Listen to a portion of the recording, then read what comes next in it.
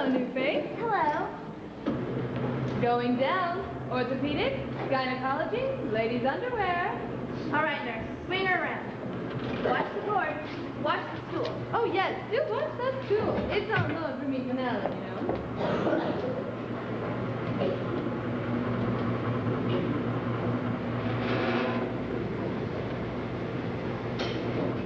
Now back with the sheets, nice and neat. Now these pillows go next to the stool or the chair.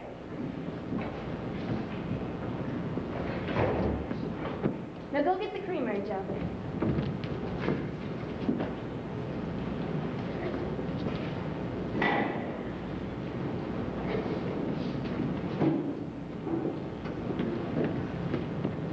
Now good and brisk.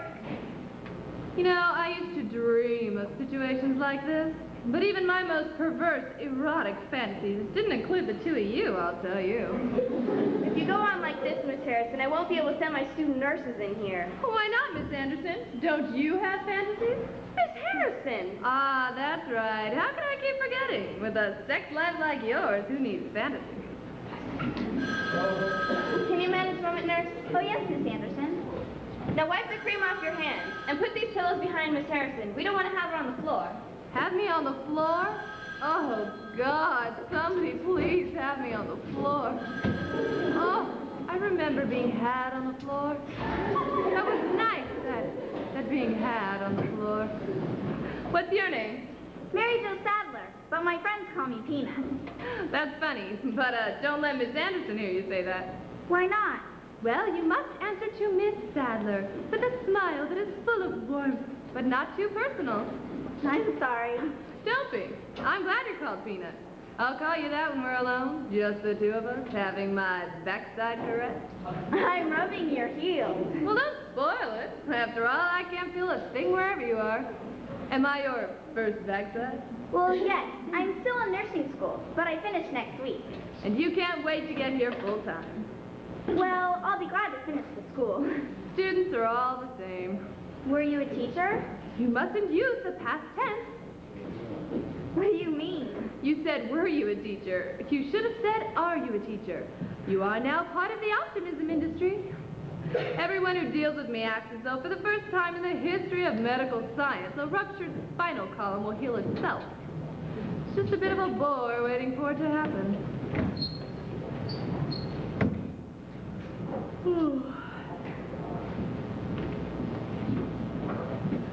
Finished, nurse? Yes, Miss Anderson. Good phone call, Miss Anderson? Just routine. Ah, only the heavy breathing, you mean. No definite suggestion. We're glad to see that you two are getting along. All I could get out of her was that her name was Miss Sadler. I haven't given her the lowdown on nursing, from the consumer's point of view. But she still wants to come here. Well, if she still feels like that after 5 minutes with you, we'll make a nurse of her yet. Miss Anderson, I'm not quite sure how to take that. Well, lying down, I suppose. Well, the night nurse said you slept well. Ah, then I fooled her. After her last round, a boyfriend of mine came in and smuggled me out. We went midnight skateboarding. Oh, yes. I hope it was fun. It was all right. Only problem was that I was a skateboard. Now plump them up so they support her arms. Easy. Now smooth her fingers out over the edge.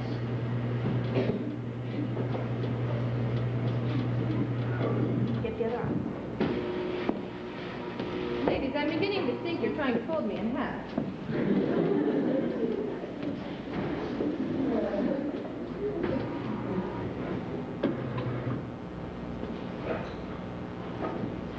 Now up with the sheet. Back with the spread. Back with the sheet. And fold. How's that, Miss Harrison? Comfortable? Miss Anderson, you give great chic. So beautifully made, I can't feel a thing. I'll see you later. Come on, nurse.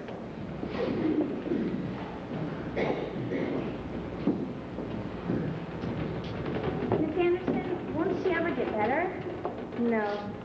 Well, what will happen to her? When we have her fully stabilized, she'll be transferred to a long-term institution. For the rest of her life? Yes. Well, good morning, Miss Anderson. Morning time. Are you going to use Miss Harrison's room? That's right.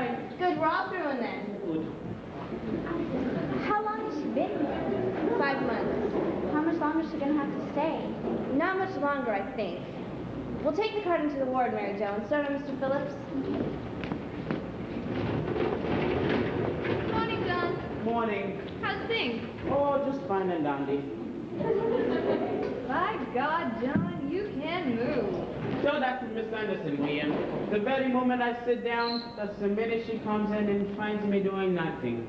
Well, I think you move beautifully. Hey, it's being black. It's being what? You know, black, all that rhythm and bullshit. Who's bitching now? I wasn't patronizing you. You forget, I was a sculptor. I studied movement. How's that? Sculptures don't move. Yeah, they do, in a way. Well, if ever I see the Statue of Liberty moving, I hope she can swim. Oh, it's been a long day, let me tell you. John, get moving. Dr. Scott will probably be early this morning. Dr. Emerson is making rounds today. You see what I mean? The very moment I sat down on that stool, that's the very moment Miss Anderson appeared. I tell you, my ass must be magic. You never said a true word. Hey, watch it, lady. Watch it, I can't take my eyes off it. Look, I don't have time to be seduced. Maybe after the doctor's round. Ah, the visitation of the gods. Huh? The gods are walking the earth again. Oh, yes. They have a very high opinion of their own opinion. Hey, whatever happened to that other guy who used to work here? What was his name? Winston, that's it. Whatever happened to dear Winston? Oh, they come and go. I think he went up to the coast to get married. Winston? Getting married? To whom, a truck driver? Bitchy, bitchy. No, envy, envy. From where I'm lying, if I could make it at all, even by myself, it'd be heaven. Oh, are we feeling a little bit sorry for ourselves this morning? Can't even say I got up on the wrong side of the bed. Anyway, how long will you be staying? Just so we go professional. Doing what? We got a rap band. I play xylophone. Xylophone? In rap? Hey, we're trying to do it a little bit differently. I'll say. We're going on amateur night at the Apollo in about a month. Rap? Xylophone. Well, I just can't imagine it. Why not? Here's a song we're working on. Shibaba chicka.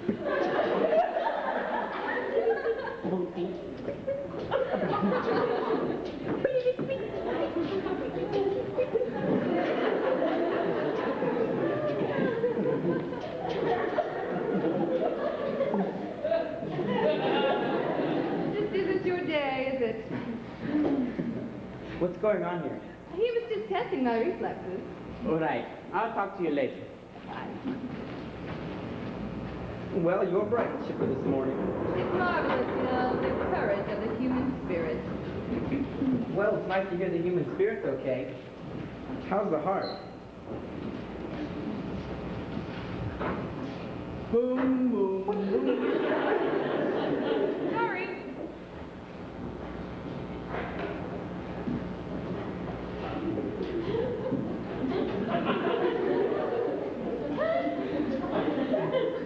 Which proves you should never do it in the elevator. Well, what does it say? What secrets does it tell? Well, it was just telling me that... So Emerson's making rounds this morning. That's right. I suppose she'll sweep in here like Hera with her attendant nymphs and swains. Hey, now that's not fair. Why not? Well, because she cares. She cares a lot. About what? Her patience. Ha ha ha. Hey, when you first came in, she worked like hell to keep you going. She really cares. Ah, but soon we must ask the question why. Why? Why she bothered? You remember the mountain labored and brought forth not a man but a mouse. It was all a big joke on the mouse. If you're as insignificant as that, who needs a mountain for a mom? Right, well, I'll see you later with Dr. Emerson. And Cupbearers Limited. Oh, we're not so limited.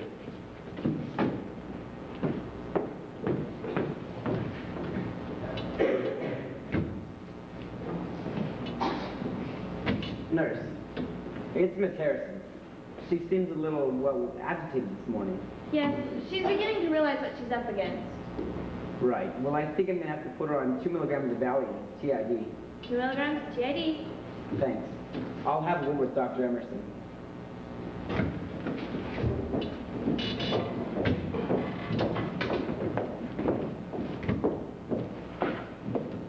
An acolyte bearing a cup. I beg your pardon? Nothing. I was joking. It's nothing. No, it's coffee. No, you're joking. No, I'm not. What you have there is a coffee-flavored milk drink. Well, don't you like it? What I would like is some real coffee. Hot, black, and bitter, so that I could chew it. Well, ask Miss Anderson if you want me to. I wouldn't bother. Why not?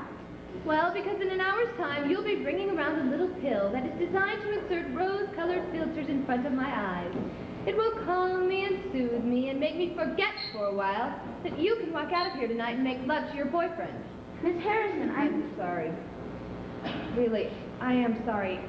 I don't mean to take it out on you. It's not your fault. You're only the Vestal Virgin. Oh, sorry I said virgin. What a mouth. I think you better drink your coffee before it gets cold. You know, if you spilled that on the sheets, it wouldn't even sting. Probably not. What made you want to become a nurse? I am not a nurse yet. Oh, yes, you are, Miss Sadler. You must have thought I was a real nerd. Of course not. Well, our nursing instructor told us we'd do something like that. Well, then, I was just so sure that I wouldn't. you still haven't told me what made you want to become a nurse. Nurse. Well, I've always wanted to. What made you want to become a sculptor? Hey there, you're learning awfully fast. What do you mean? When you get a personal question, just ignore it. Change the subject, or better yet, ask another question back. Didn't they tell you something like that in nursing school? Something like it. Would you stop following me? It's called being professional, isn't it? I suppose so. You know, they ought to put a sign up in here. Patients are requested not to ask for credit for their perception or intelligence. You sound so angry. I hope that I haven't... No, not with you, Peanut. With myself, I think. Or with them. I don't know. Have you finished, nurse? Dr. Emerson is here. Yes, Miss Anderson. Oh, and straighten the sheet. Hospitals are weird places. Broken necks are acceptable, but a wrinkled sheet? Oh, God, no! Bye-bye. Bye. Good morning. Good morning. And how are we this morning? As you can see, we're racing around all over the place. Her renal functions look much improved. Yes, the blood urea is back to normal and the cultures are negative. Good, good. Well, I keep an eye on it just in case. Yes, of course. Good. Well, Miss Harrison, we seem to be outdoors now. Oh, good. So, when are you going to discharge me? That's difficult to say. But you are going to discharge me. Well, you'll certainly be leaving us soon. Discharged or transferred? This unit is for critical patients. Once you reach a position of stability, then you can be looked after in a much more comfortable, quiet hospital. Got it. You only grow the vegetables here. The vegetable store is somewhere else. I don't think I understand you. I think you do. Would you spell it out for me, please? What chance do I have of ever being only partly dependent upon nursing? It's difficult to say with certainty what the prognosis... I'm not asking for a guarantee on oath. I am simply asking for your professional opinion. Do you think that I will ever walk again? No. Or regain the use of my arms? No. Thank you. For what? Your honesty. Yes, well, I know it's difficult, but I try not to brood on it if I were you. It's surprising how we can come to accept things. Oh, good. Good. Dr. Scott has prescribed something that'll help. Good. You might get Mrs. Boyle along. Oh, what a good idea. Wish I thought of that. Jot that down. Yes, of course. Listen, you'll be surprised how many things you'll be able to do. Goodbye now. Oh, good. Goodbye. Lovely to chat with you. Thank you so much for coming. Do drop in again next time you're passing. What dose was it that you prescribed? Oh, it was 2 milligrams TID. That's very small. I try increasing it to 5 milligrams. Yes. And I want to get her moved in at a month at the most. These beds are very precious. Yes. Good. Well, I'm off to a board meeting. I thought you hated those. I do, but there's a new heart monitor that I'm after. Oh, well, have a good time. Thank you. Nurse, did you get that prescription I ordered? Yes, I was going to give her the first at 12 o'clock. Okay, good. Well, why don't you give her one now? Right. On second thought, give it to me. I'll take it to her. I want to talk to her. Here it is.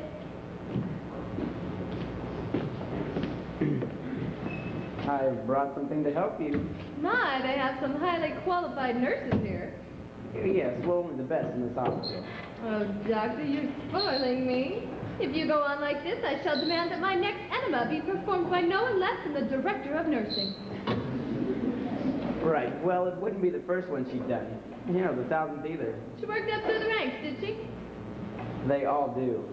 Yes, I suppose in nursing school they're told that at the bottom of every bedpan lies a potential head nurse. You know, just now, I actually felt like a human being again. Good.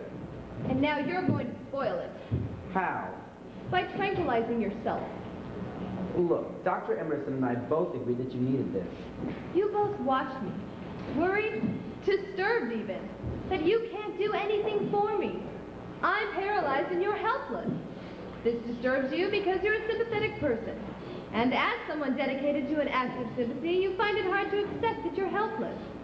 So, the only thing you can do is to stop me thinking about it. That is, stop me disturbing you. So, I get the tablet and you get the tranquility. Well, that's a tough diagnosis. Is it so far from the truth? Well, there may be an element of truth in it, but it's not the whole story. No, I don't suppose it is.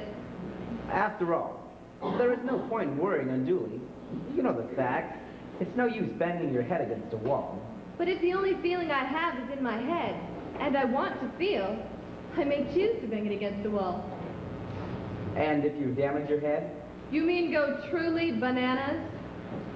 Yes. Well then that would be the final catastrophe.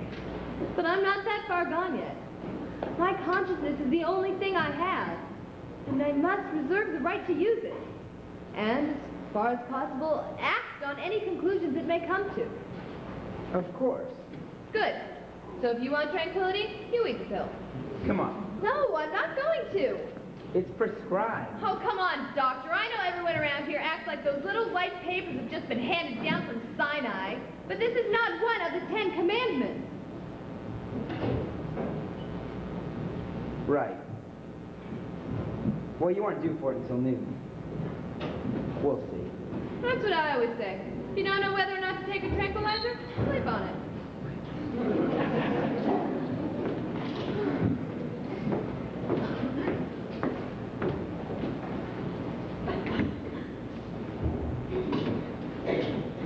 Here. I haven't given it to her yet. Just save it for a while. Did you change the order? No, not yet.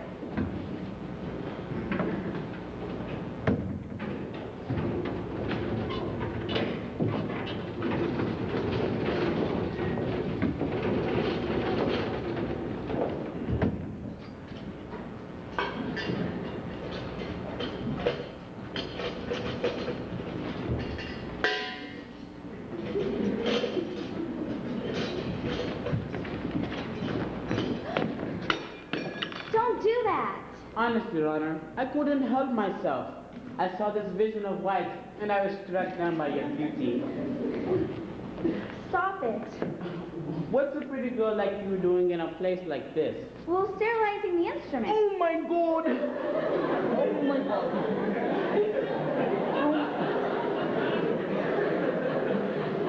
Don't say things like that. I mean, just the thought. Well, I don't know what you're doing in a place like this. It's all just a big joke to you. Well, of course it is. You can't take a place like this seriously. Why not? It's just the anti-room, the morgue. That's terrible. They don't all die. Don't they? No. Old Mr. Simon goes out tomorrow. Oh, after his third heart attack. I hope they give him a return ticket on the ambulance. Well, would you just let them die? People like Miss Harrison? How much does it cost to keep her here? Thousands of dollars a week. Well, that's not the point. In Africa, children die of measles every day. It would only cost a few dollars to keep them alive. You know, there's something crazy somewhere. Well, that's wrong too, but it wouldn't help just to let them die.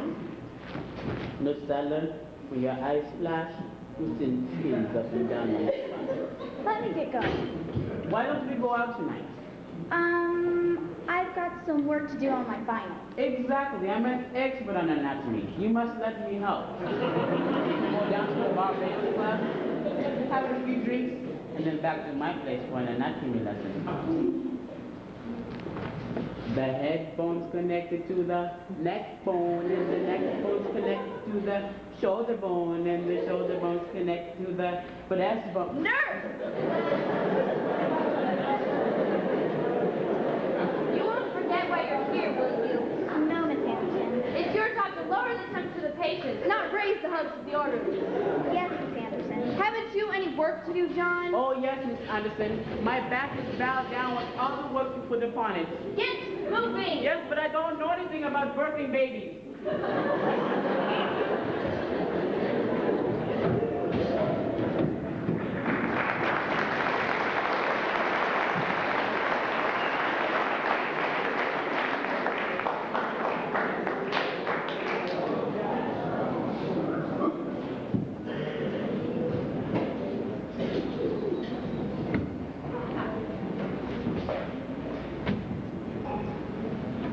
So, how was the board meeting? Damn administrators.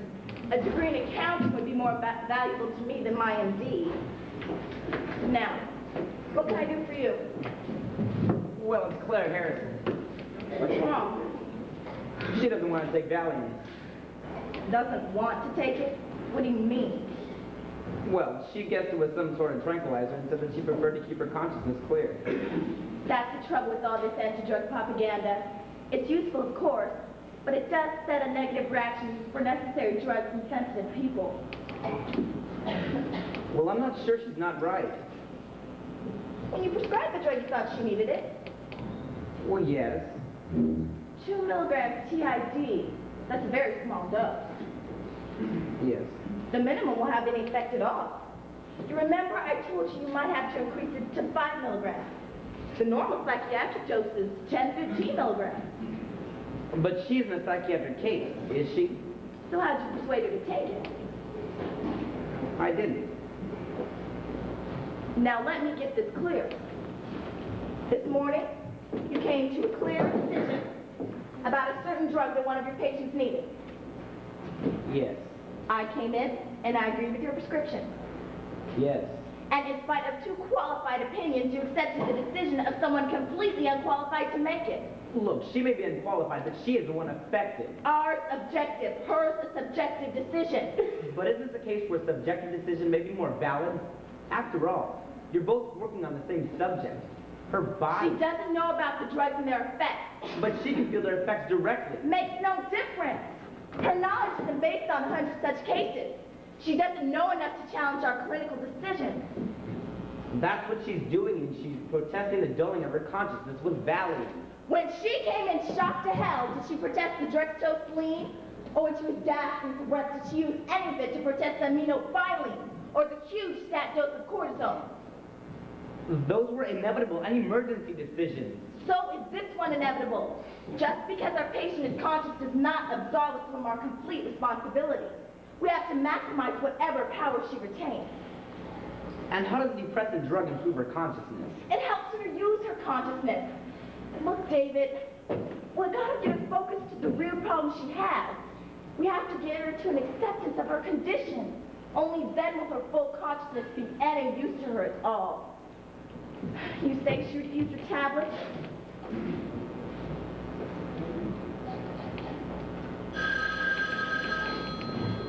Miss Anderson speaking. Yes, it's Dr. Emerson. Could you prepare a syringe, 5 milligrams Valium for Miss Harrison, please? Yes, ma'am. I'll be down there myself to give it to her. Yes, ma'am.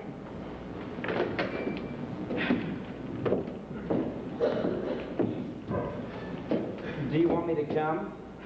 No, that won't be necessary. Look, Claire Harrison is an intelligent, articulate woman. Yes? But don't undervalue yourself, David. You made the right decision.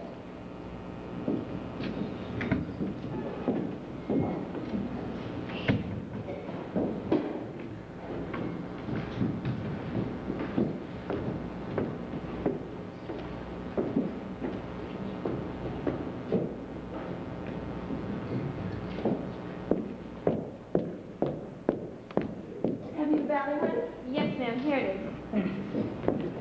Oh, that won't be necessary. You have plenty of work, I expect. There's always plenty of that. Well, well, well, they sent in the Godfather. Dr. Emerson, I'm going to have to insist that you do not stick that needle in my arm. It's important that I do. For whom? For you. I'm the best judge of that. I don't think so. You don't even know what's in this syringe. Oh, and you wouldn't dream of telling me. I take it this injection is one of a series of measures to keep me alive? You could say that. Well, then it's not important. I've decided I don't want to stay alive. You can't decide that. Why not? You're very depressed. Does that surprise you? Of course not. You've received massive injuries. It takes time to come to the acceptance of a new situation. Dr. Emerson, do not stick that damn thing in my arm! God damn you! There. It's over now. I specifically refused you permission to do that. Why did you do it? It was necessary. Now try and get some sleep. Let me make myself really clear. I specifically refused you permission to stick that needle in me, and you took no notice. Please rely on us, Miss Harrison. Of course you're depressed. It's a stage you're going to have to go through. I'll have someone come by in the morning and have a talk. What the hell do I have to do to get someone to listen to me in this place? Now get some sleep.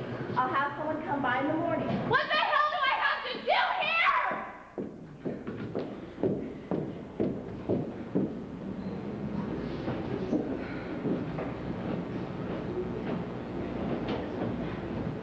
Good night, doctor. Good night.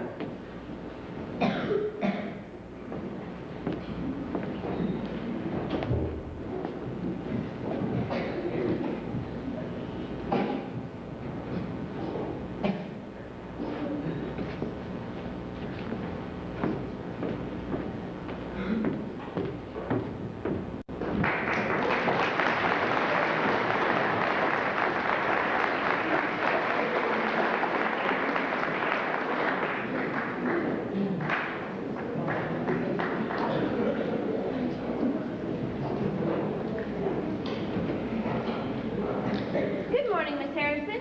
Good morning, Miss Anderson. And how are you this morning? Just marvelous. Well, the night nurse said you slept well. I had some help, remember? Your eyes aren't bright this morning. I've been thinking, you do too much of that. What other activity do you suggest? Jogging, perhaps? I tell you what, you leave me alone with John for an hour or so. We'll see what he can do for me. I'm a nurse, not a man. Miss Anderson, you dark horse, you. You know, I have wondered for months how on earth a woman could become a state-registered nurse and still think babies come by storks. You've known all along, haven't you? Well, of course I've known. When I worked in obstetrics, I learned that they take the babies from the storks and wrap them in women to keep them warm. I know because it's our job to unwrap them again. Ah, the miracle of modern science. Anyway, as I said, Miss Anderson, I was thinking, if I'm going to be around for a while, money will help. It usually does. Right. You remember the lawyer who came about the insurance claim a few months ago? She said she'd come back when I felt better. Miss Hill, I think.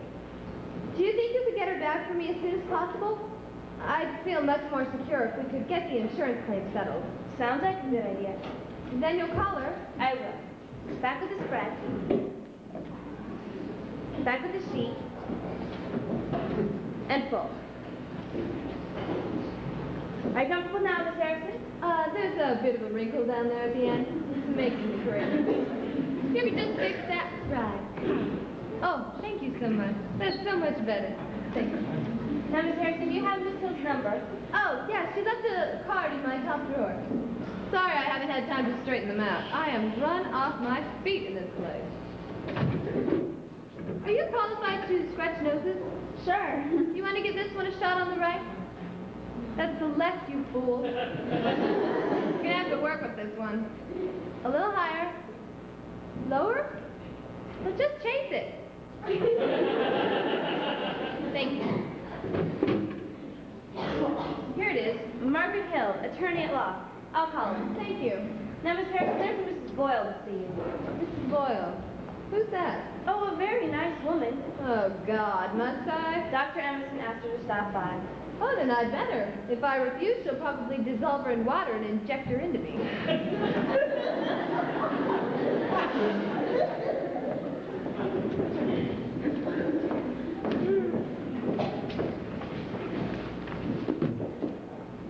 Miss Harrison?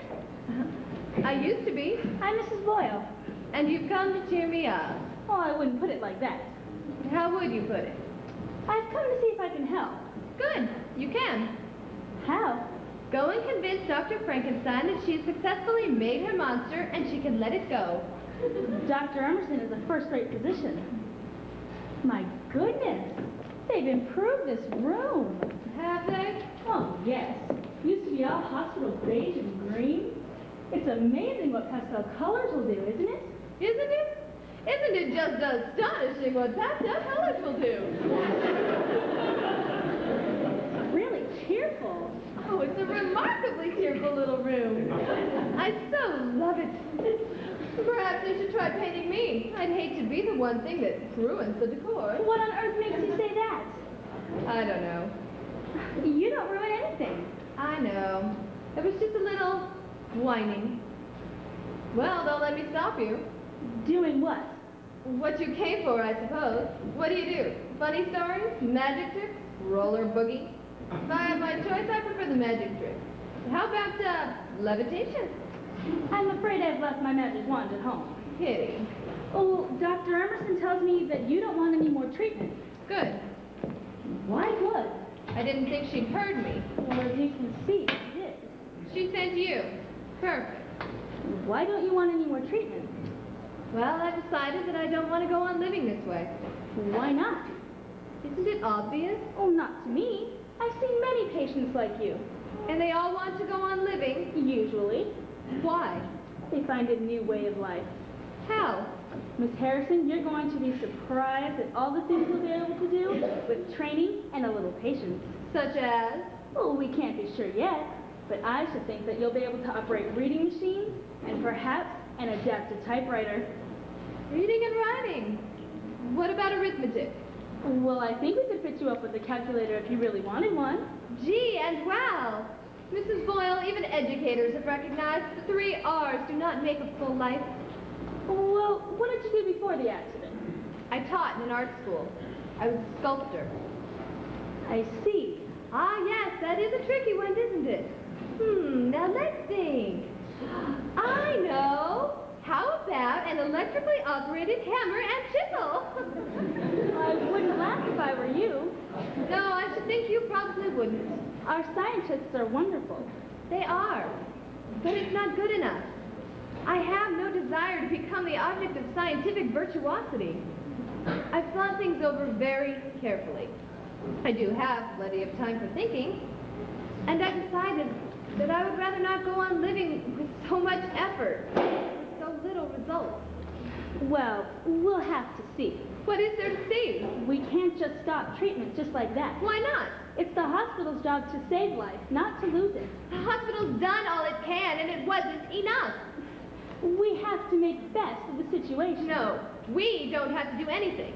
I have to do what is to be done, and that is to throw in the towel. Miss Harrison, it's not unusual, you know, for people injured as you are to suffer from this depression for a considerable amount of time before they realize that a life is possible. How long? Well, it varies. Don't hedge. It could be a year or so. And it could be for the rest of my life. That would be most unlikely. Well, I can't settle for that.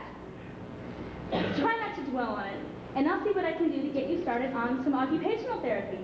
Perhaps we could make a start on the reading machines. Do they have a lot of books for that machine? Oh yes, quite a few. Could I make a request for the first one? If you'd like. How to be a sculptor with no hands?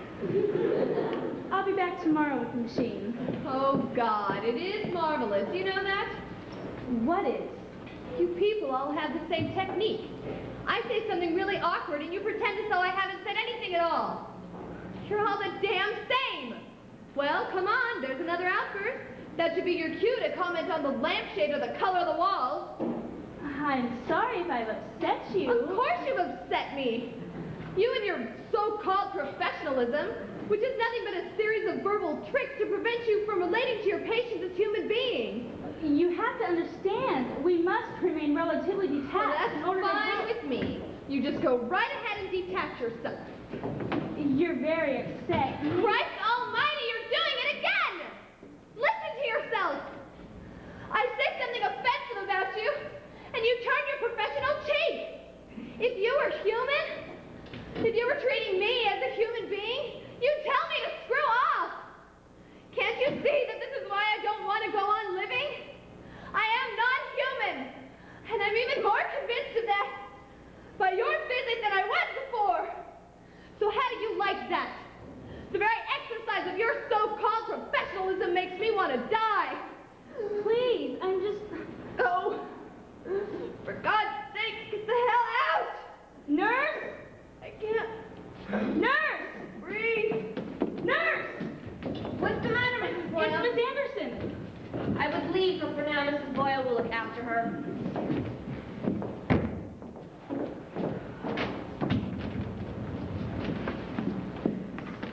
Now, Miss Harrison, calm down. Stop talking, Miss Harrison. Just relax. Will you take over here, nurse? Yes. Is she all right? Yes, perfectly. I'm sorry. No, don't worry. It's not your fault. We'll send for you again when she's better. Right. Thank you. Nurse, just another 10 seconds. Yes, Miss Anderson.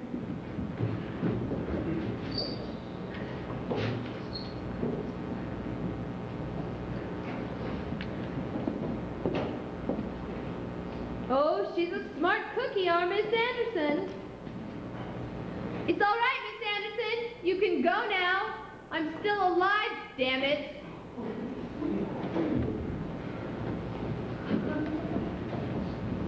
She's gone. I didn't want to give her too much satisfaction. Well, come on over here. Come on and cool my fevered brow or something. Come on, be a nurse. Come on. Come on. Well, what upsets you? Being patronized, I suppose. What did you mean about Miss Anderson? She knew if she stayed in here, I'd shout at her, and that'd be bad for me. But if it were you, I wouldn't shout. Why? Well, I suppose because you're gentle and young and innocent. She knows I'm not the sort who would shout at you. You mean you'd rather patronize me? Oh, God, you are learning awfully fast. What do you mean? Pretty soon I'll have to call you Miss Sadler and shout at you. Then Miss Anderson and I will have lost a valuable asset. Well, what upsets you? Really? That awful woman and her machines. If you ever see her coming, run for your life. All right, nurse. What is this, Grand Central Station? Oh, Dr. Scott was just passing. Are you feeling better, Miss Harrison? Much better, thank you. I made your phone call to Miss Hill. She said she'd try and come by and see you tomorrow. Thank you very much. Well, what was all the fuss about? Sorry about that. The last thing I want to do is get Emerson down here again with their pharmaceutical nightstick. Oh, I'm sorry about that. I don't suppose it was your fault. Look, can I give you some advice? Sure. Might even take it. Take the tablets. The dose is very small, the minimum, and it won't really dull your consciousness, not like the injection. You're on. I was glad to hear about your decision to try and settle your insurance claim. How did you know? Ah, Miss Anderson checked with you first. Yes, well, she did mention it. Do you like my breath? I beg your pardon? Do you like my breath? What an odd thing to say. Why? I mean, I know you're a doctor, but are you telling me you only regard them as mammary glands? Well, You never noticed? well, your anatomy is very... You are a beautiful woman. Thanks. You're not bad yourself. You are perfectly safe, you know. Of course. You do understand, then, that I'm not going to leap out of bed and rape you or anything. I know. Did I embarrass you? Surprise me. And embarrass you? Yes, I suppose so. But why, really? I admit it's unusual for a person to ask another person to compliment them on their breasts when only one of them is in bed. One of the people, I mean, not one of the breasts. That wasn't the reason, was it? I don't think it helps you to talk like this. Because I can't do anything about it, you mean? Well, no, I didn't mean that exactly. You know, I watch you walking around this room, bending over me, examining my body. It's amazing how relaxed a man can be when he's not in the presence of a woman. Well, look, I'm sorry if I provoked you. I can assure You haven't provoked me, as you call it, but you are a man. And even though I have no feeling in my body, I still have a woman's mind.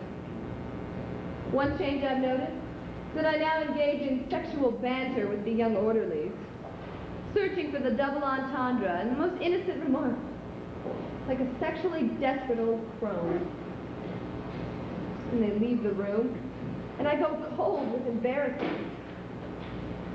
It's fascinating, laughable, really, that I should still have such tremendous sexual desire. Do you find that disgusting?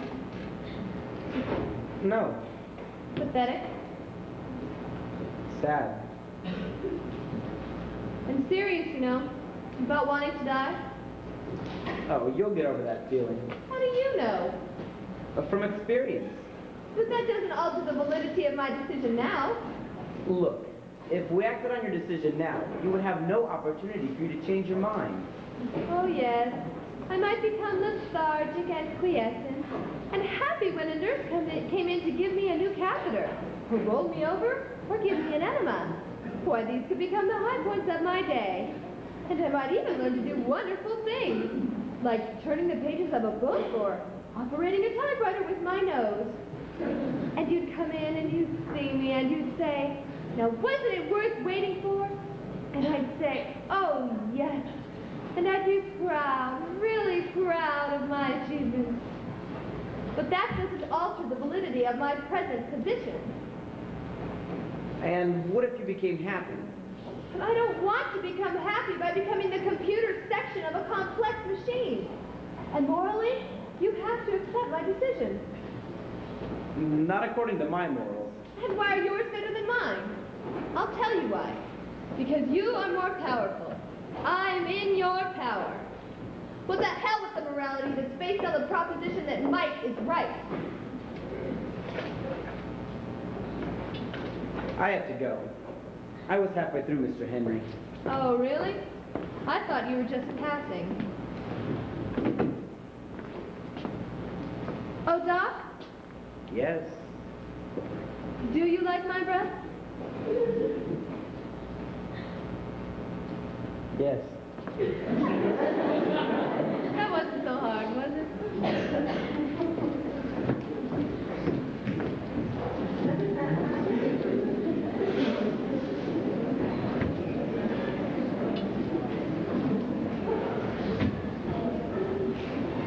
Are you all right? Yeah. Fine. Would you like some coffee? Please.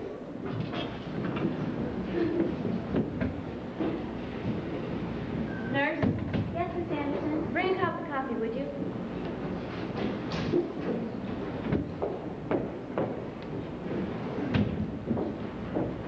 You know, I've never had a patient like Claire Harrison before. No. She's so bright, intelligent. She says she wants to die. Lots of patients say that. Well, yeah, she means it. Well, I thought this morning when she was talking about the insurance, that she was beginning to plan for the future. Right, well, she probably figured that if she pretended to plan for the future, maybe we'd stop tranquilizing her or something. Come in. Here's the coffee. Thank you, nurse.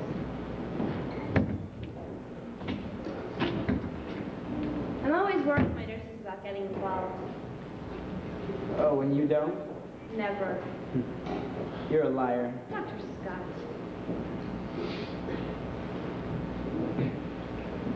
It's marvelous, you know.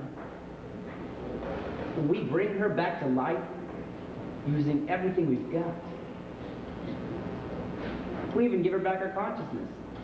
And then she says, but how do I use it? So what do?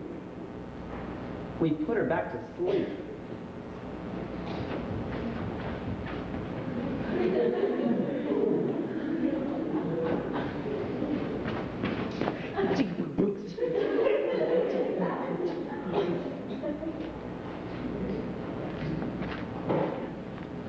Poor thing.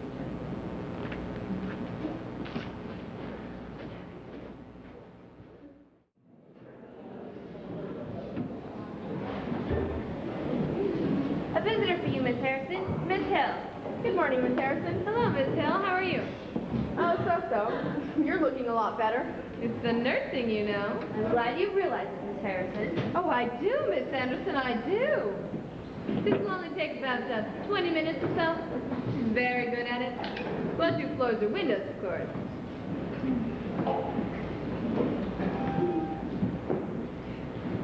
Comfortable, Miss Harrison? It's beautifully done. Actually, she works in gift wrapping at Macy's.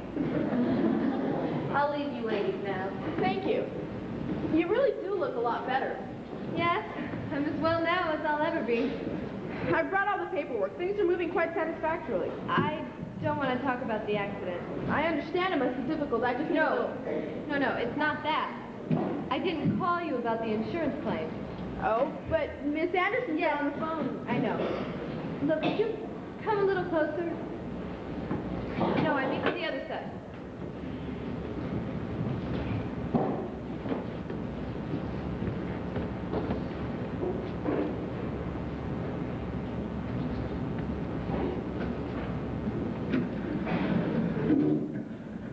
You do work for yourself, don't you?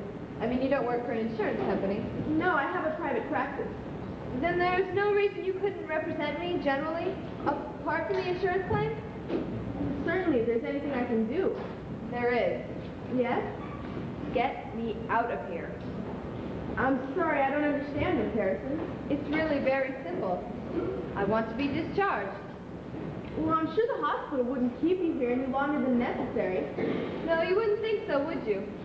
I can't exist outside the hospital. They have to keep me here if they want to keep me alive. And they do seem intent on doing that. But I've decided that I don't want to stay alive. Therefore, I want to be discharged. Well, so that I can die. And you want me to represent you? Tough luck. What's the hospital's attitude to all this? They don't know about it yet. Even tougher. Look, this is an enormous step, Miss Harrison. Miss Hill, I know that many people have succeeded in making good lives for themselves with appalling disabilities. I respect and admire them, but each person must make his or her own decision. And mine is to die quietly, with as much dignity as I can muster. And I need your help. Yes? Well, the first thing is to talk to the doctor in charge. That would be Dr. Monica Emerson. Okay, I'll try and see her and see where we go from there. You'll represent me then? Miss Harrison, I'll let you know my decision after I've spoken with Dr. Emerson. You will come back and tell me your decision yourself, won't you? Even if Emerson convinces you she's right? I'll come back. Oh, and Miss Hill, if anybody tries to steal that, I'll swear horribly at them.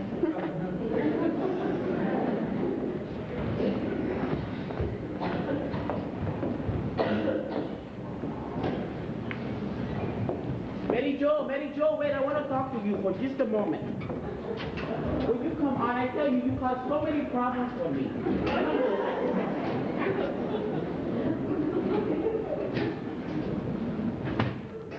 Now, you're right here. I don't want you going nowhere. Now, why won't you go out? It's just that I'm so busy. All work and no play makes for a boring day. John, I hardly know you. That's the point. I want to know what goes on behind those brown eyes. It's a disaster area. It's because you work too hard. Ask me next week. Okay, and I'll ask you this afternoon as well. Right. Okay, you, let's go. That was Mary Jo. She's kind of cute. I want to go out with her. It's real nice. Thanks, bye.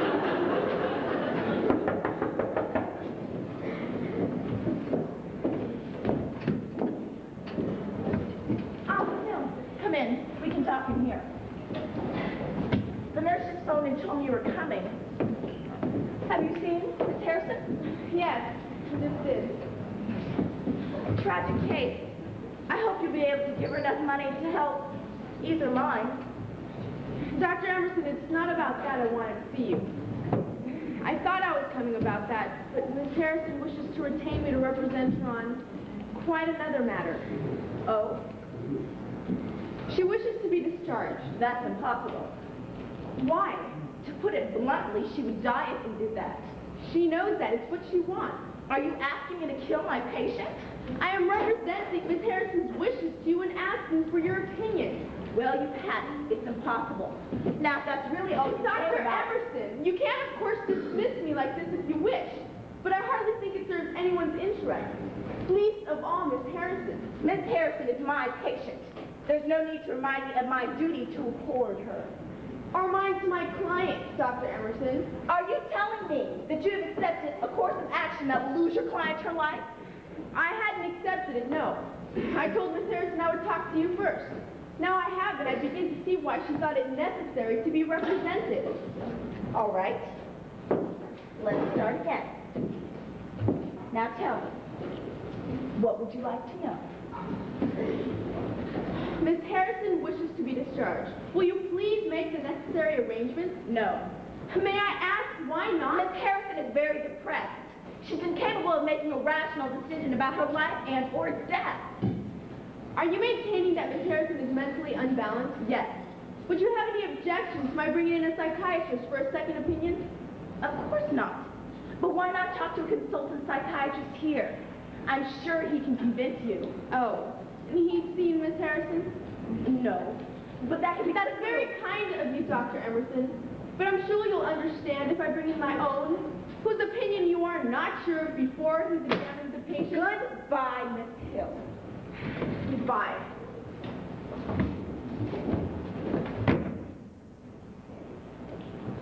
Yes, could you find me Dr. Jacobs, please? And put me through to the hospital administrator. Well, put me through when he's free.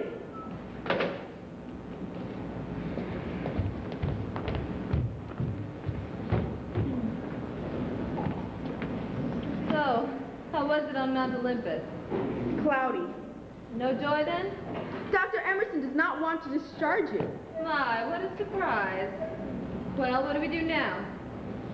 Miss Harrison, I will be perfectly frank.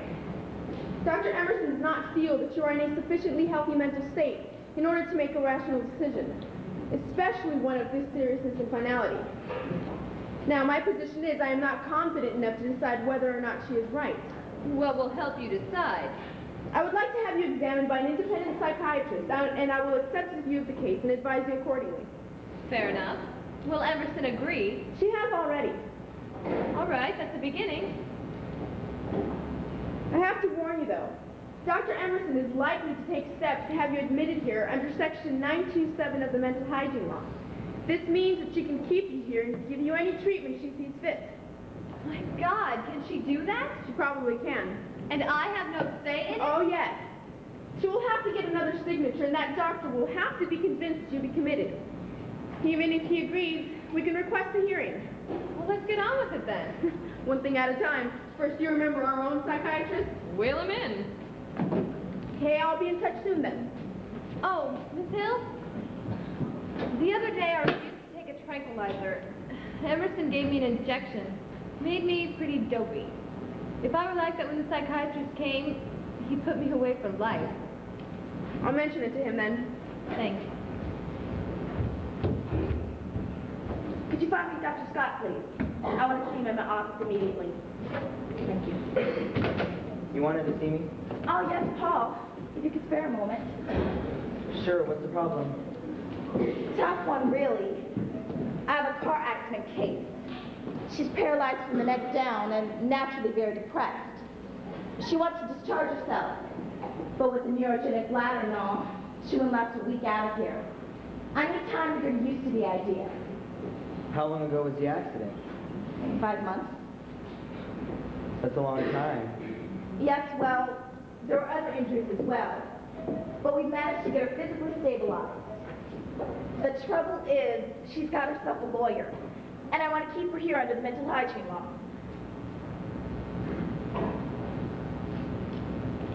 I wondered if you'd sign it. Well, I'll have to see her first. But even if I do agree to sign, you'll need another signature. That won't be difficult, will it? Well, that depends upon whether she's clinically depressed. You haven't understood, Paul. She's suicidal. She's determined to kill herself. I can name several psychiatrists who wouldn't take that as evidence of insanity. And I can name several psychiatrists who are evidence of insanity.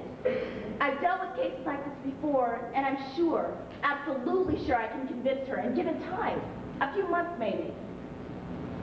I understand, Monica. So you see her, won't you? Yes, I'll do that. And do me a favor. On a second opinion, try and find someone old-fashioned like me who believes in something better than suicide. There's an old doctor down at St. Joseph's. A staunch Catholic, I believe. Would that suit you? Sounds perfect. Well, I'll just have a look at... What's her name? Claire Harrison. I'll just have a look at her notes and then drop in on her. Thanks, Paul. I'm very grateful. And in the end, Miss Harrison will be too. Oh, sorry. It's all right, I was just leaving. I'll try and drop in on her now. Thanks again, Paul. You wanted to see me? Yes. Claire Harrison has decided to discharge herself. Oh. Well, I'm not surprised. So Dr. Jacobs is seeing her now. Dr. Jacobs won't make her change her mind. I'm committing her under the mental hygiene law. Oh. Will Dr. Jacobs sign it? Even if he does, I'll still need another signature. But he knows a doctor over at St. Joseph's who can do that. I see. I have no choice. Don't you see, Paul? She's got herself a lawyer. It's the only way I can keep her here. Are you sure you should? Absolutely, no question. It's her life. But my responsibility.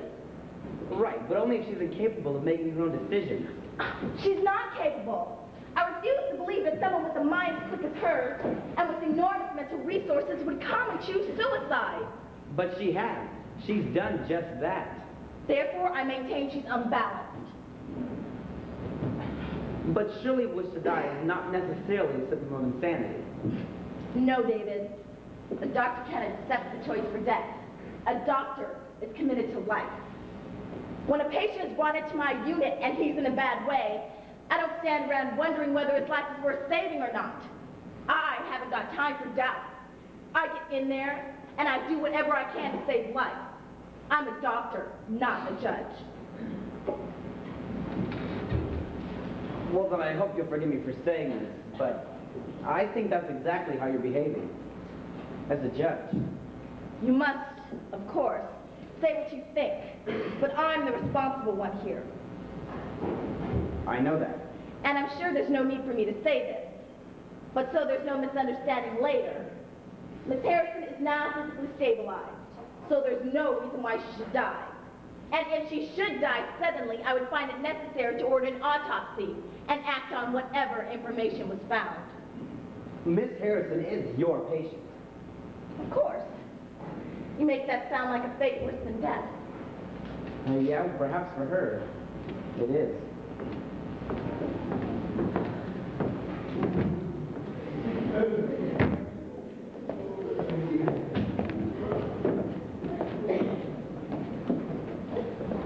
Miss Harrison? That's right. Dr. Jacobs. Sorry. Are you a psychiatrist? Yes? For or against me? Oh, God, does that sound like paranoia? You'd hardly expect me to make an instant diagnosis. Did Emerson send you? I work here at the hospital. Ah. Would you describe yourself as suffering from paranoia? No. Well, what would you say paranoia was? Depends on the person. Someone whose sense of security is tied to their sense of what is right and will accept no denial. If, for example, the person were a sculptor, we would describe the condition as paranoia. If, however, the person were a doctor, then we would describe it as professionalism. You don't like doctors. Do you like patients? Some. I like some doctors. Well, what's wrong with doctors then? Well, speaking generally, I suppose that as a profession, they haven't yet learned that the level of public awareness has risen dramatically, and black magic is no longer in use. People can and want to understand what is wrong with them, and are capable of making decisions about their own bodies. What they need, of course, is information, and doctors dole out information like a kosher butcher doles out pork sausages. That's probably fair. But wouldn't you agree that patients need medical knowledge to make good decisions? Sure. Take me, for example. I'm a sculptor. A flashy artist with no capability of understanding anything about my own body. It just so happens I could probably hold my own with you in a competition on anatomy. It's been a long time since I did any anatomy. Whereas I was teaching it every day. Well, up until 5 months ago. It wouldn't be fair. Your knowledge of anatomy may be excellent, but what's your neurology like? Or your endocrinology, urology, and so on? Lousy. All of them. And to the degree that they bear on my case, I should be grateful for information so that I could make the right decision. But it would be my decision. Suppose you came into my art studio. You looked at all my pieces and you decided I would like the mother and child. And I said, no, you don't know a thing about sculpture. You're having the flamingo. You'd think I was crazy. You might ask for my professional opinion, but as a mature adult, you'd reserve the right to choose for yourself. But we're not talking about a piece of sculpture to decorate a room, but your life. That's right. My life. But your obvious intelligence weakens your case. I'm not saying that life would be easy for you, but you do have resources that an unintelligent person does not have. My God, catch 22. If you're clever enough and sane enough to put up an invincible case for suicide, it demonstrates you ought not to die.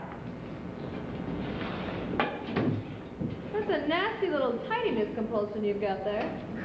I was an only child. But enough about me.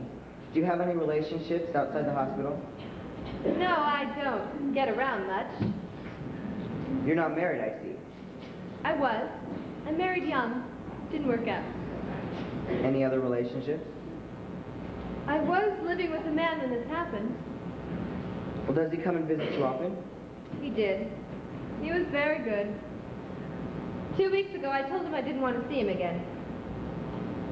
He must have been upset. Better than a lifetime sacrifice. Well, then he wanted to stay with you then. Oh, yeah. Had it all worked out. But he's a healthy man.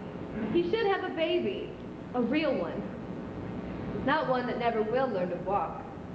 But if that's what he really wants. Oh, come on, doctor. If that's what he really wants, there's lots of cripples out there who want help. I told him to go. To release him, I hope. From the guilt he would feel if he did what he really wanted to do. That was very generous. No, I did it for me. It would destroy my self-respect if I allowed myself to become the object with which people could safely exploit their masochistic tendencies. Well, that's putting it rather strongly. Yes, too strongly. But you're beginning to sound like the chaplain. He was in here the other day. Jesus Christ, he thought I ought to be perfectly happy to be God's chosen vessel into which people could pour their compassion. What about your parents? Are they living? Yes. Thought it would crush my mother. I always thought of my father as a tough guy. It was the other way around. He wandered around this room, completely at a loss, wondering why this had to happen to his little girl. My mother just sat, quiet and understanding. They were in here the other day. I got rid of my father for a while, and I told my mother what I was going to do. She didn't didn't say anything at first. Then she just said, well, you've always done what you thought was right, and I've supported you and felt proud of you. Did you think I'd stop now? Then she said, don't worry about your dad. I'll get him through it. You know, I'd like to think that I was my mother's daughter.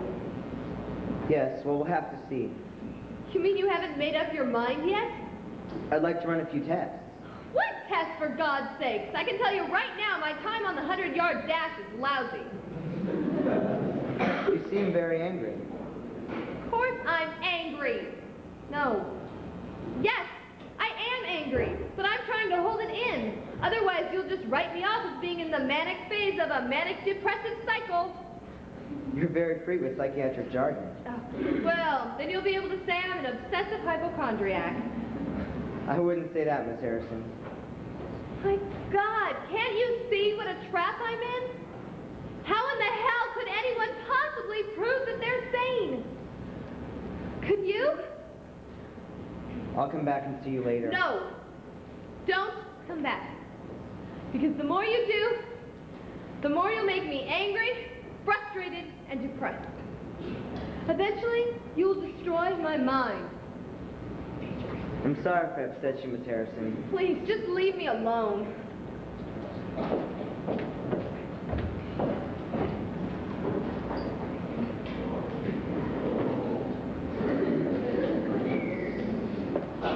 I hate it.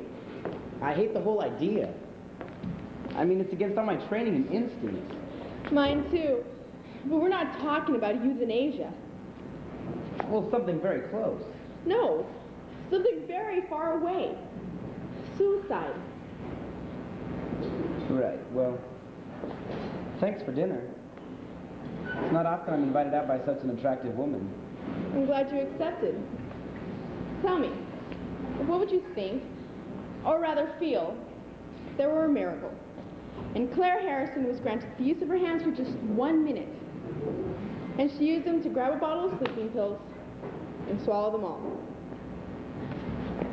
Well, it's irrational, but I'd be very relieved.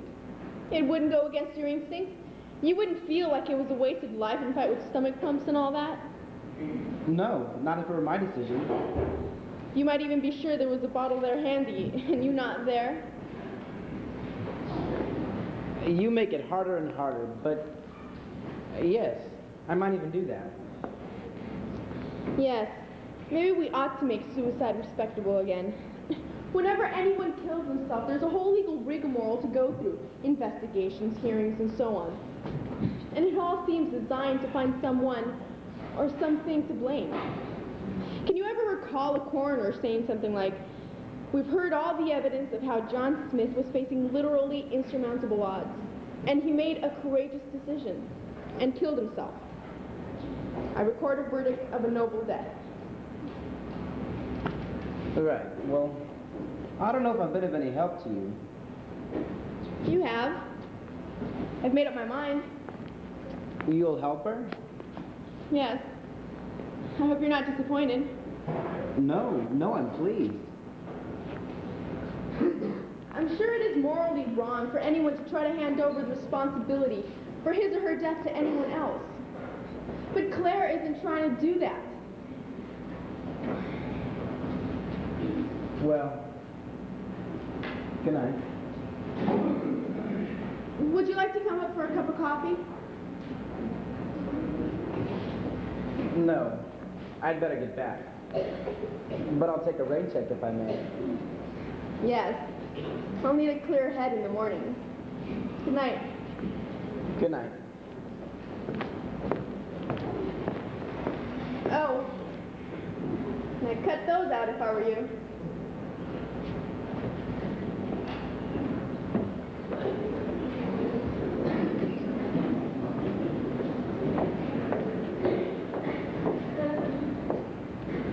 You still on duty? We're very short-staffed.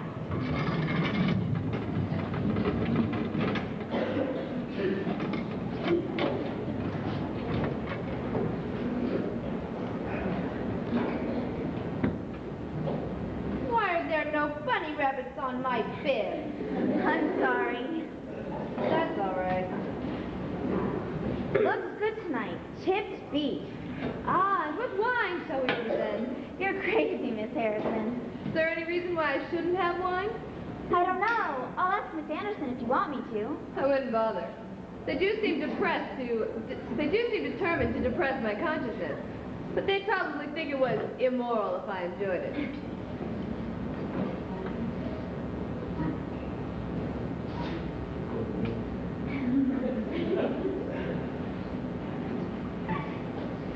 It's a bit salty. Would you like some water? Oh, yes, please. Chateau Creton Reservoir, I think, with just a cheeky little hint of Lysol. No, Miss Harrison. We use Pine Sol. Oh, no. My taste buds must be dying now, too. All right, guys, quick. Get the emergency taste resuscitation unit up here. Come on, give me the orange. See if I can taste the orange. Come on. Nothing. All right, the lemon. Try the lemon. Nothing. Pass the hospital chipped beef. That could bring people back from the dead. Don't tell Emerson. Would you like some more water? Oh, yes, since you've gone to all the trouble of heating it up for me.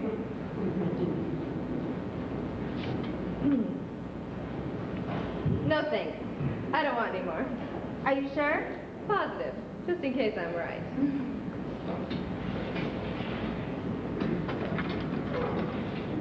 Did you hear the one about the plastic surgeon who melted in front of the fire? No. Oh, I get it. You do get there in the end, don't you? Yeah, finally. Got time for another one. Oh, yes, please. First, could you take the bib off me, please? Oh, yeah. Okay. An old woman hobbles into a doctor's office and says, "Doctor, I'm terribly worried about my husband. I think he may be losing his virility." And the doctor says, "How old are you?" 93. "And your husband?" 92. "And when did you first begin to notice he was losing his virility?" "Well, last night. And then once again this morning." You know what to do with a dog that has no legs? No, what? Take it for a drag. That's disgusting.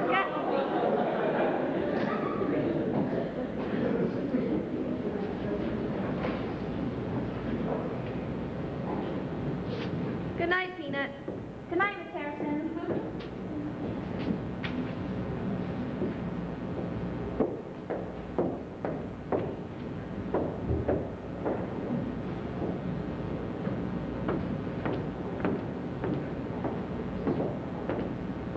Nurse?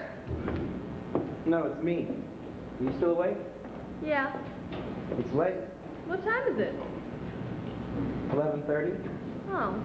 The night nurse said I could have my light on for another half hour. I wanted to think. Yes. You look very handsome. Thank you. Have you been out? For dinner. Nice. Good company. Oh ho, you're fishing. Oh ho, that's right. Actually, yes, it was good company. A colleague? No. Actually, it was your lawyer friend, Miss Hill. Well, well, well. Didn't take long to get her going, now did it? It was just a dinner. I know I asked her to act for me. I just didn't realize she'd see her duties so comprehensively. It was just a dinner. Well, did my surrogate self behave myself? Yes, you were a perfect lady. Maybe I better hire another surrogate. Well, do you mind? Really? No. Unless you convinced her Emerson was right. No, I didn't try. Thank you. I think you're enjoying all this. I think I am in a way. You know, for the first time in months, I actually feel like I'm a human being again. Well, isn't that the whole point, Claire? You called me Claire. Well, do you mind? No. I'll just chalk it up to another victory for today. Well, isn't that what the fight has showed you? I mean that you're a human being again. You're not fighting for death. And I don't want to believe that you really want to die. You're right. That's what I had to think about. And have you changed your mind? No. I just had to make sure that I wanted to win this fight, to get what I'm fighting for. Not just doing it to prove to myself that I'm still alive. And are you sure? Yes. Could you do something about this pillow?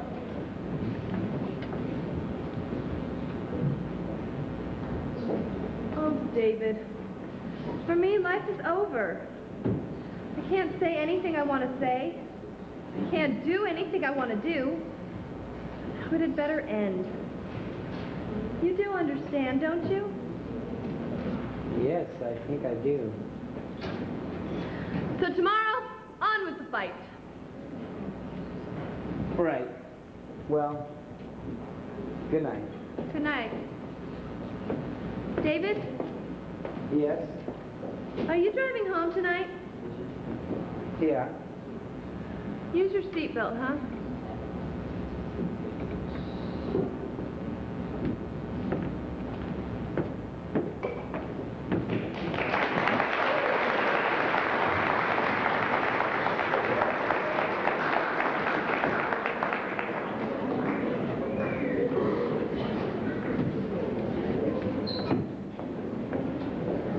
Good morning, Miss Harrison. Good evening, Miss Anderson. Oh, Miss Harrison. Oh, Miss Anderson, I am a caution, aren't I?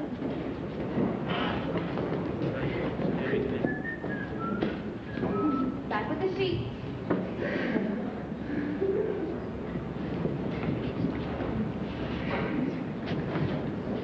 Can I put her up now, Miss Anderson? Up she comes.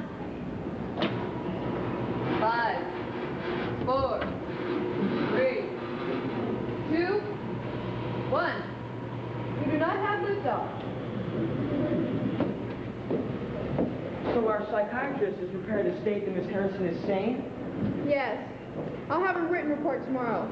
She said that she can understand the hospital fighting to save a patient from herself, but that no matter how much she sympathized with them, or how much she wished she could get Miss Harrison to change her mind, nevertheless she was sane and knew exactly what she was doing and why she was doing it.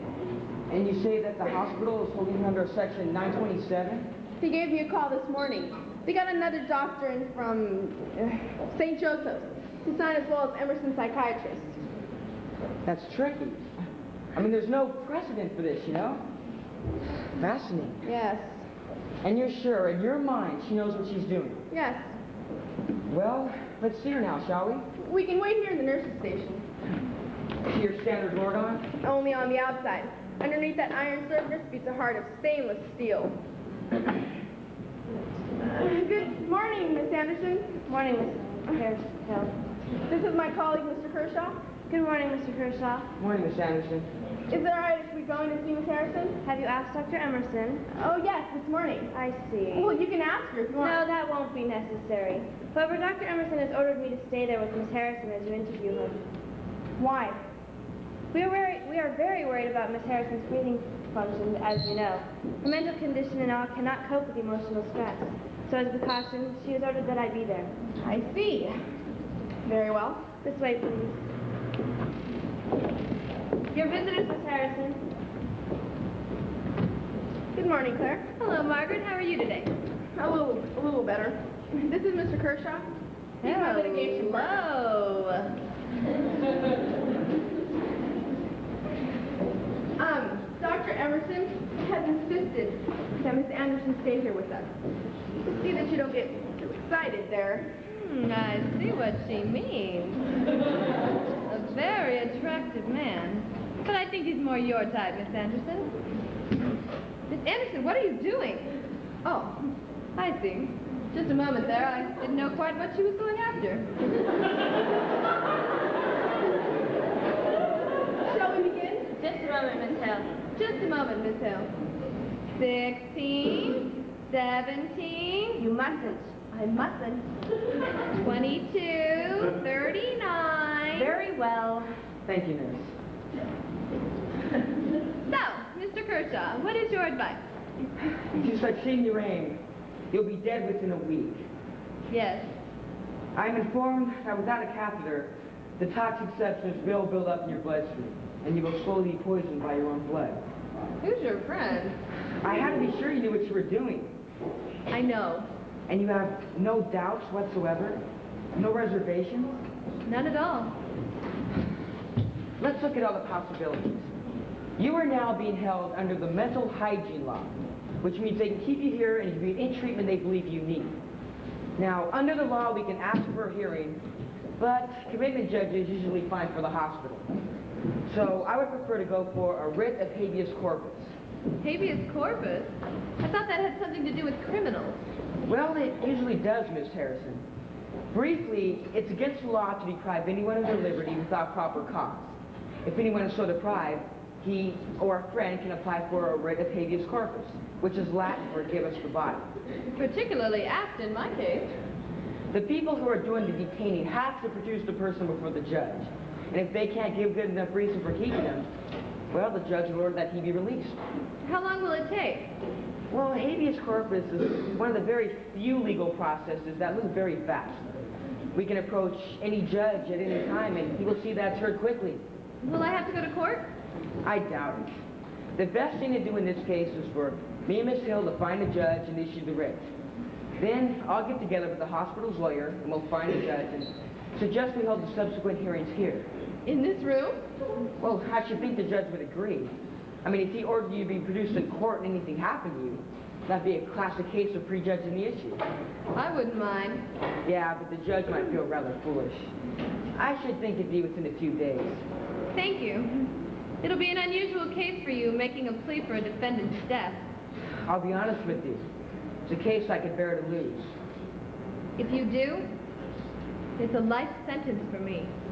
Well, we'll see, Miss Harrison. Goodbye. Bye. See you soon, Claire. Goodbye, Margaret. Take care of yourself, won't you? Okay. Miss Anderson, I just want to apologize. I realize this must be difficult for you. Oh, not at all, Miss Hill. Since I have a stainless steel heart, it's very easy to keep it sterilized from emotions. Good morning.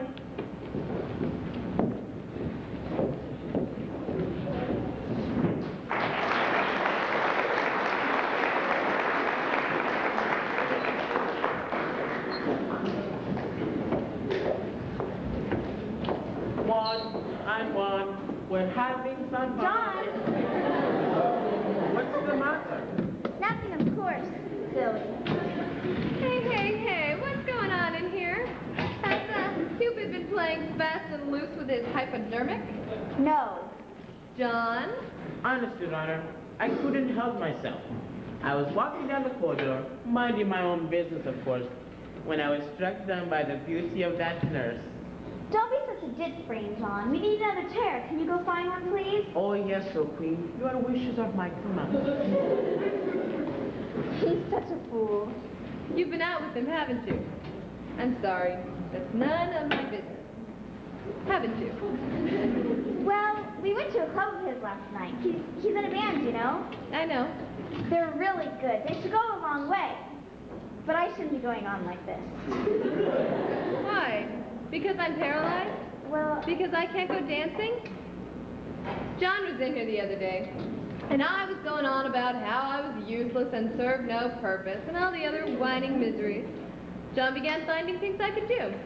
He said, because I could move my head from side to side, I could be a tennis umpire. And then if I got really good, I'd move right on up to ping pong. I laughed so hard I thought they'd have to give me oxygen. he is funny. He's more than that. He's free. Huh? Free of guilt. Everyone who deals with me feels guilty about me, including you. So they make me feel worse because I make them feel guilty. John knows damn well it isn't his fault. He is a tonic. She wasn't in there. John, she'll kill you. No one ever sits in her chair. Why, is it contaminated or something? I just thought that if the poor old judge had to listen to this miserable broad moan on about wanting to die, she should at least be comforted. See what I mean? And she has a big hair.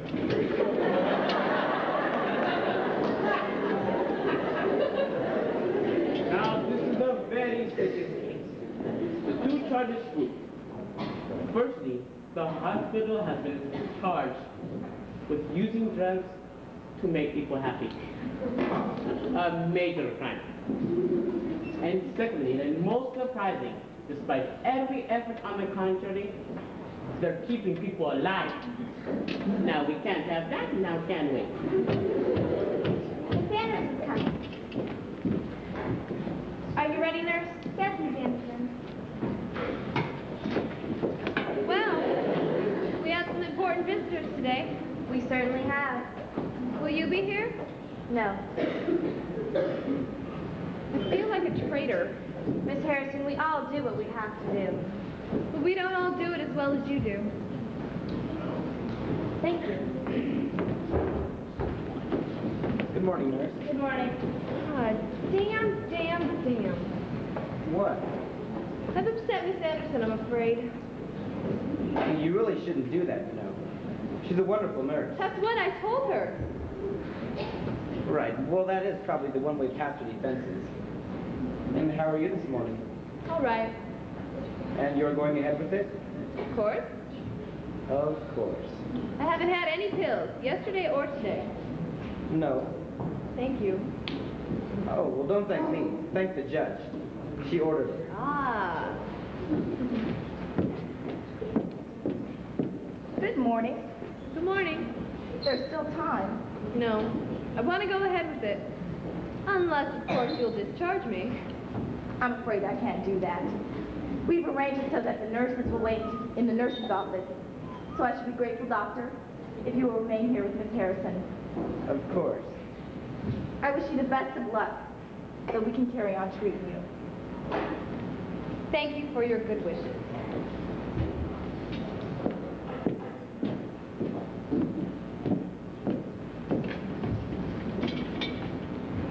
Good morning. Good morning. Oh, Dr. Emerson. Yes? I just want to say how sorry I am that you have been placed into such a distasteful situation. It's not over yet, Miss Hill. I have every confidence that the law isn't such an ass that will let me watch a patient of mine die unnecessarily. We're just as confident that the law is not such an ass as to allow anyone arbitrary power. My power isn't arbitrary. I've earned it with knowledge and skill, and it's subject to the laws of nature.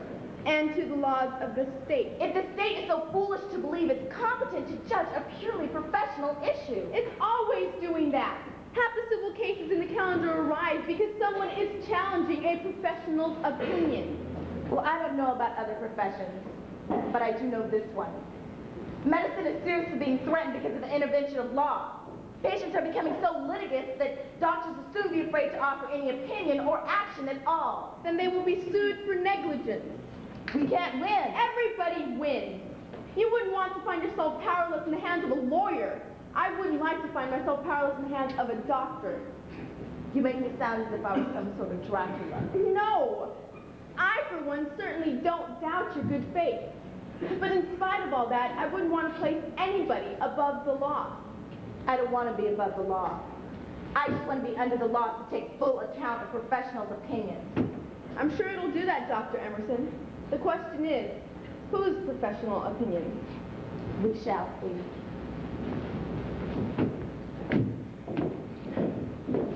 Dr. Barley, here, please. Gentlemen, this way. Thank you, nurse. Good morning, Claire. Morning, Margaret. You know David. Of course. Yes, hello, Dr. Scott. This is my colleague, Mr. Kershaw. Mr. Kershaw. This is Mr. Eden. He'll be representing the hospital. Hello. Hello.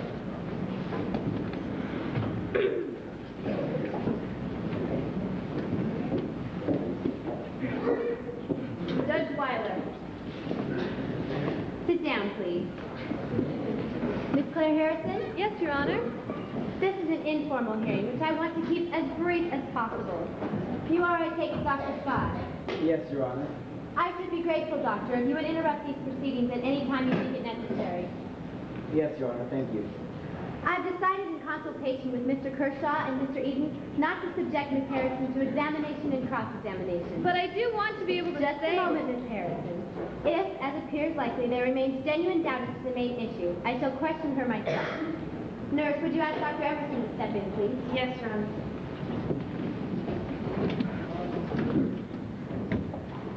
Dr. Emerson, would you go in now, please? Yes, thank you, nurse.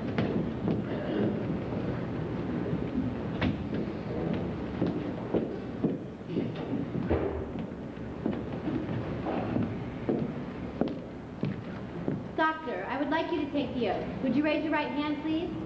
Do you solemnly swear that the testimony you are about to give shall be the truth, the whole truth, and nothing but the truth, so help you God? I do. Mr. Eden? You are Dr. Monica Emerson. I am. And what is your position here? I'm medical director in charge of the intensive care unit. Could you please give a brief account of your treatment of the patient? Certainly. Ms. Harrison was admitted here on the afternoon of June 9th as an emergency following an automobile accident. She was suffering from a fractured left tibia, right tibia, and fibula. She had fractured pelvis and 4 fractured ribs, one of which had punctured a lung. She had a dislocated 4th cervical vertebra, which had severed the spinal cord. She had extensive bruises and minor lacerations. She was unconscious and remained so for over 30 hours.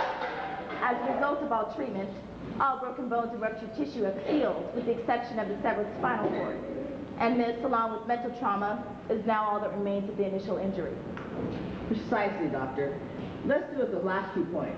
First of all, the spinal cord. Will there be any further improvement in that? In this state of medical knowledge, I regret not. And the mental trauma you spoke of? It's impossible to injure the body to the extent that Ms. Harrison has and not affect the mind. It is common in these cases that depression and the tendency to make wrong decisions goes on for months, even years. And so in your views, Mrs. Harrison is suffering from such a depression? Yes. Thank you, doctor. No more questions. Mr. Kershaw? Doctor, is there any objective way you can demonstrate this trauma? Are there, for example, the results of any tests or any measurements you can take to show it to us? No. Well, then how do you distinguish between a medical syndrome and a sane, even justified depression? By relying on 20 years' experience and dealing with both types. No more questions, Your Honor. Thank you, Doctor. Would you ask Dr. Barr to step in, please?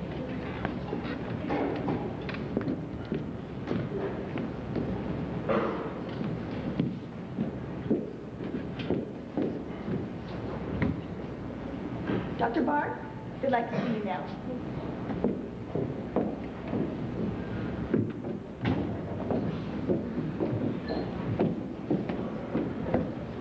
Miss Harrison? Hello.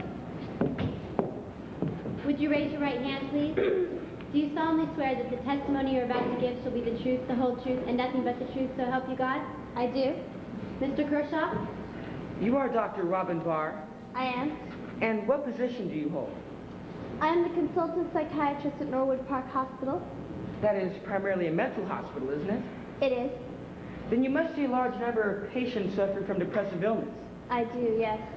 You have examined Miss Harrison? I have. Would you say that she is suffering from such an illness? No, I would not. Are you quite sure, Doctor? Yes, I am. The court has just heard evidence that Miss Harrison is depressed. Would you dispute that? No. But depression is not necessarily an illness. Miss Harrison's depression is reactive rather than endogenous. In other words, she is reacting in a very rational way to a very bad situation. No more questions, Your Honor. Mr. Eden? Dr. Barr, are there any objective results which you can produce to prove that Miss Harrison is capable? There are clinical symptoms such as disturbed sleep patterns, loss of appetite, lassitude, but even if they were present, they could all be masked by a physical condition. So how can you be sure, in fact, that this is just a reactive depression? Just by experience and by speaking with Miss Harrison and realizing she has a very incisive mind, knows what her condition is and exactly what to do about it. One last thing, Doctor. Do you think Miss Harrison has made the right decision? Is that relevant, Your Honor? Not really, but I'd like to answer it, though. Very well. No, I think she made the wrong decision. What? I'm sorry. No more questions, Your Honor. Do you wish to re-examine, Mr. Kershaw? No, thank you, Your Honor. That will be all. Thank you, Dr. Barr. Do you feel like answering a few questions? Of course. Thank you. You are too kind. Not at all. No, I mean it. I'd prefer it if you were a hanging judge. There aren't any in this state. We're much more sensitive and humane here, are we? You could put it that way. Okay, I'll settle for that. I'd like you to take the oath. Do you solemnly swear that the testimony you're about to give shall be the truth, the whole truth, and nothing but the truth, so help you God? I do. The medical director here has given evidence that you are not capable of making a rational decision. Yes, she's wrong. How then do you think she came to that opinion? She's a good doctor. She won't let a patient die if she can help it. She found that you were suffering from acute depression. Is that surprising? I am completely paralyzed. I'd be insane if I weren't depressed.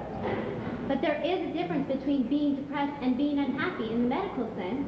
I thought my psychiatrist had answered that point. But surely wishing to die But, Your Honor, is strong evidence that the depression has moved beyond mere unhappiness into a medical realm. Your Honor, I do not wish to die. Then what is this case all about? As far as I'm concerned, I'm dead already. It just requires the doctors to recognize that fact. I cannot accept that this condition constitutes life in any sense of the word. Certainly you're alive legally.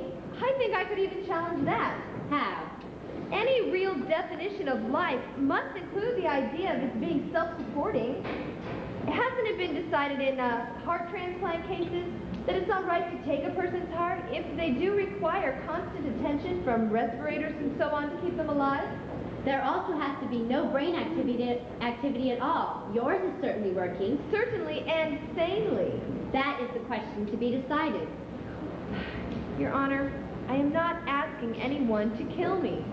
I am simply asking to be discharged from this hospital. It comes to the same thing. Well, then that proves my point. Not only will I spend the rest of my life in a hospital, but while I'm there, everything will be geared towards keeping my brain active, with no possibility of it ever being able to direct anything. Now, to me, that is an act of deliberate cruelty. But wouldn't it be more cruel if society just let people die when it could with some effort keep them alive? No, not more cruel, just as cruel. Then why should this hospital let you die if it is just as cruel? The cruelty isn't a matter of saving someone's life or allowing them to die. It's that the choice is removed from the person concerned. But certainly someone who is very desperately depressed is not capable of making a reasonable choice. As you said, Your Honor, that is the question to be decided. All right, you tell me why it is a reasonable choice that you've decided to die.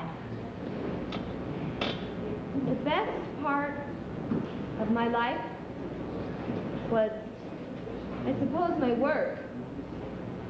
The most valuable asset I have to that was my imagination. It's just a shame my mind wasn't paralyzed along with my body. Because my imagination, which was my most precious possession, has become my enemy. And it tortures me with thoughts of what might have been and what might be to come. I can feel my mind slowly breaking up. For example, men. I loved what they were, the look of them, the way they thought, the smell of them. Now I dread it when they come into the room because I loathe the way they make me feel.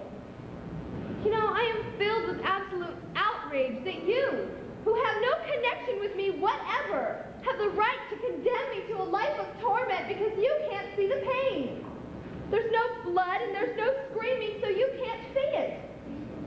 But if you saw a mutilated animal on the side of the road, you'd shoot it. I'm only asking that you show me the same mercy you show that animal. But I'm not asking anyone to kill me or even commit an act of violence. Just take me somewhere and leave me.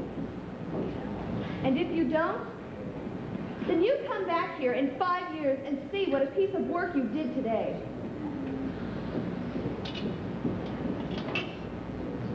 This is a most unusual case. Before I make a judgment, I want to state that I believe both parties have acted in good faith. I propose to consider this matter for a moment.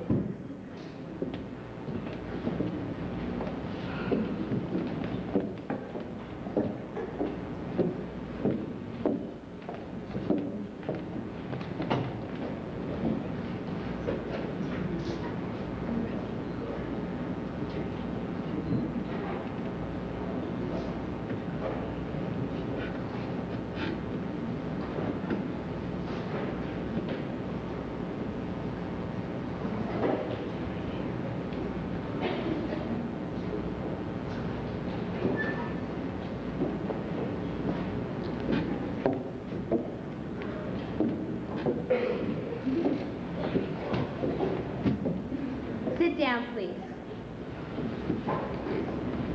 The law in this is fairly clear. A deliberate decision to embark on a course of action that will lead inevitably to death is not ipso facto evidence of insanity. If it were, society would have to reward many men with a dishonorable burial rather than a posthumous medal for gallantry. However, we do have to bear in mind that Miss Harrison has suffered massive physical injuries, and it is possible that her mind is affected. Any judge in his career will have met witnesses who are without a doubt insane in the meaning of the word, and yet appear on the witness stand to be rational. We cannot allow Miss Harrison's obvious wit and intelligence to blind us to the fact that she could be suffering a depressive illness. And so we must face the disturbing fact of the conflicting evidence. And remember that, no matter how much we may sympathize with Miss Harrison's gently argued plea to die, the law instructs us to ignore it if it is the product of a clinically depressed or disturbed mind. However, I am certain that Miss Harrison is a brave and cool woman who is in complete control of her mental faculties, and I shall therefore make an order that she be set free. Well, it looks like you got your hanging, Judge. I should think not, Your Honor. Thank you. Thank you very much. Goodbye. Bye. Ah, Dr. Emerson. Yes. I'm afraid you'll have to release your patient. I see. I'm sorry. I understand how you must feel. Thank you. Goodbye.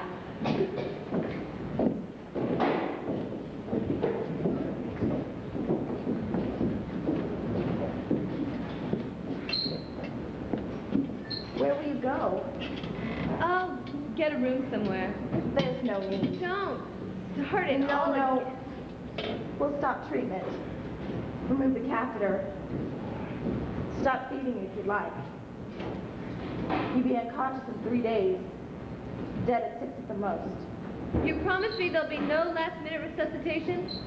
Only with your express permission. Thank you. Why are you doing it? Simple. You might change your mind. I won't change my mind. But thank you. I would like to stay.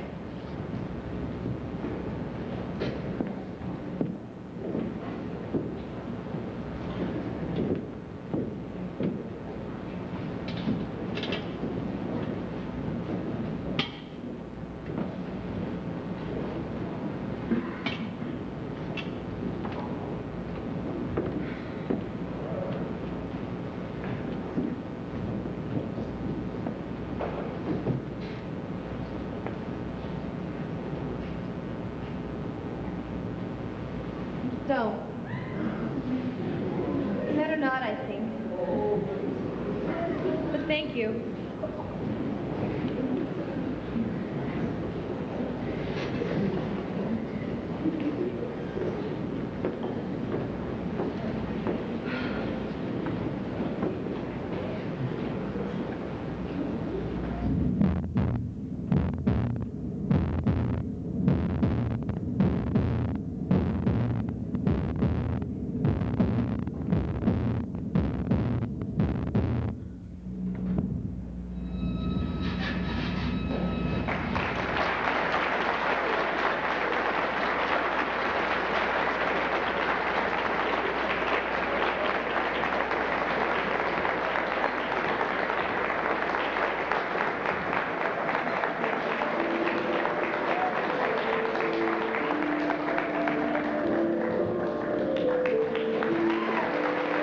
Thank you.